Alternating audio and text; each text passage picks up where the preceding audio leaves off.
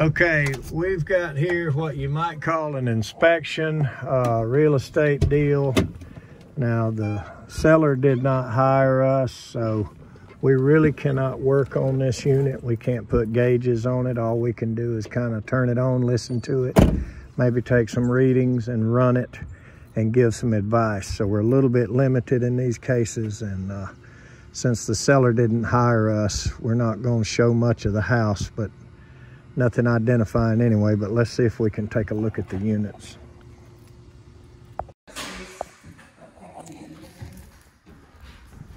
No, yeah, there's nothing in there for me. I'll just look up in the attic.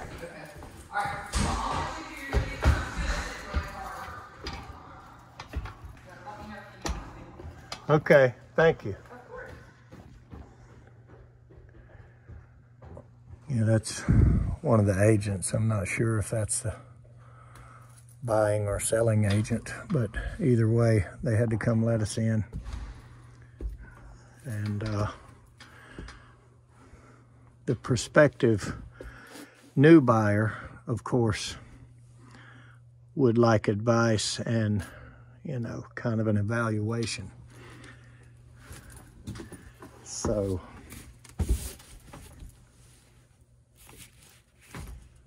we're just looking at what these lines do and where they go down. There's a couple of spots on the ceiling, and they're wondering if they were caused by air conditioning lines. Okay. So I can see where they go down, and I can see how this is configured. And I don't think those would be related, the spots that we saw. And it looks like nobody's changed that one, and that's for downstairs, because you can see it has a bigger, what looks like a 12, maybe even a 14, going straight down the chase, and same thing on the return. So this one here will be the upstairs that has more ducts that are scattered out here and there. Let's get over here and see if we can tell. Yep, looks like the same original. I think those are all style coils. And the Comfort Maker or Temp Star, whatever the furnaces are. Somebody's put a Honeywell universal board on it at some point, which is, you know, nothing wrong with that. There's the Comfort Taker label. Pan looks still usable. It has been filled a time or two, but it's not rusted. And this one over here, not too bad. Like I say, had a little water in it before. So that's about all we can do in the attic. Now, if we had been hired by the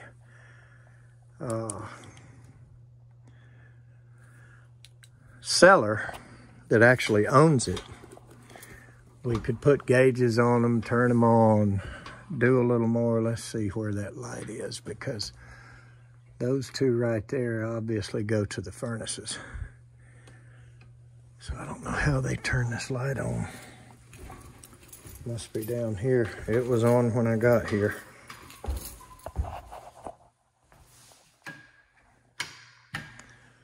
There that is. So about the only other thing we can do is turn them on and go outside and listen. And so right here is where those lines were coming down, and there the units are sitting right out there on the ground. So the lines were either in that wall or that wall. I think from what I was looking at up there, there's one on each side of that window. And so that right there is not very likely to have been an air conditioning problem, but anything's possible. But the lines were more over here, the drain and refrigerant lines. So let's see here. Let's put them on cool.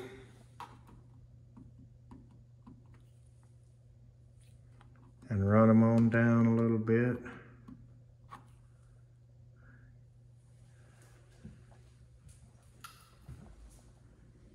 Yep, I heard it start. Inside and out. Sounds pretty bad outside. Let's do it one at a time,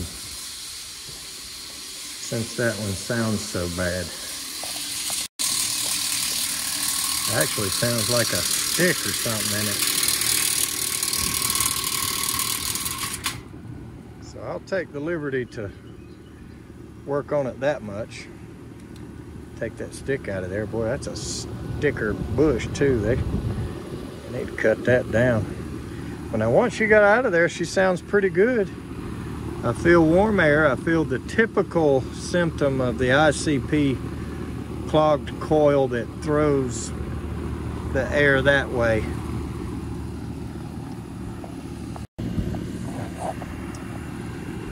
I'll tell you what though, the compressor sounds really good. This is good warm air. Now, I'm not sure if somebody just filled them up with refrigerant, you know, and if they got leaks, because you can see where a dog has been lifting his leg on these two corners here. And this one's a little bit loose on the pad, but let's turn the other one on and see what it sounds like. There's a water heater in a little cubby hole they got for it. Of course, we're not here to fool with anything but the HVAC.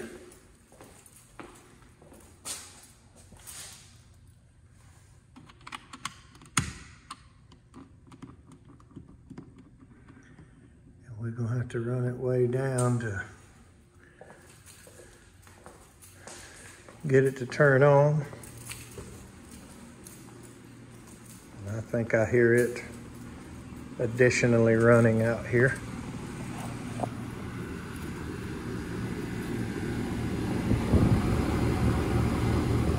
So somebody's put a motor on this one. You can see the wires kind of hanging loose.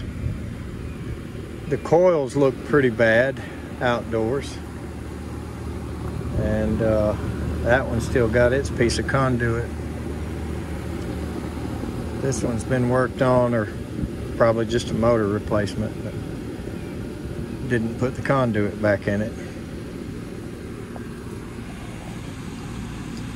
So yeah, I'd say you could count these at being very, very much towards the end of their life expectancy.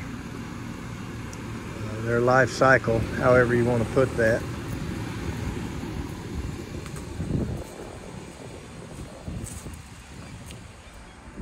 Kind of a small backyard, but it is fenced.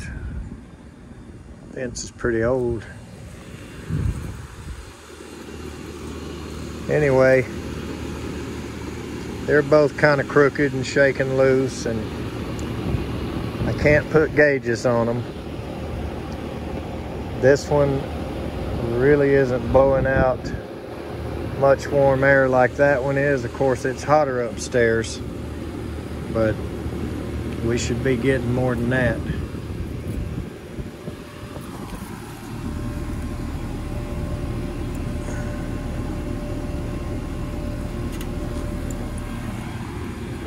That line's cool, but not beer can cool. And this liquid line is warmer on this one. I think this one's doing a little more.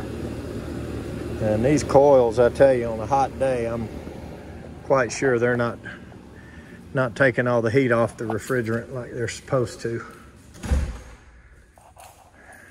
So about the only other thing we can do is take temperature readings and a delta T in the house.